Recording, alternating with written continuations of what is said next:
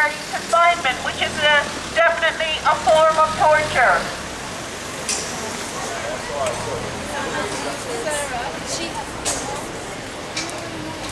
The demands of the hunger strikers include to end group punishment and administrative abuse, to abolish gang status labeling, whereby people for any reason can be deemed as gang members and then locked up in solitary. And the only way out is to grass up someone else, to scab on other prisoners. They want adequate food and nutrition and also educational opportunities inside.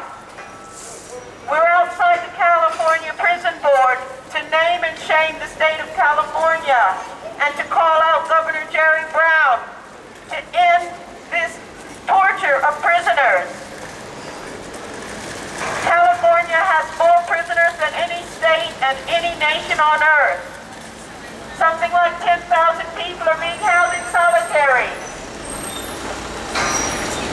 The cells are cement blocks, they're windowless. The prisoners call them a living coffin. Some of the prisoners have vowed to go to the absolute end because the conditions are absolutely unbearable. We're here to call out Governor Jerry Brown and to call on him to end these torturous conditions for prisoners.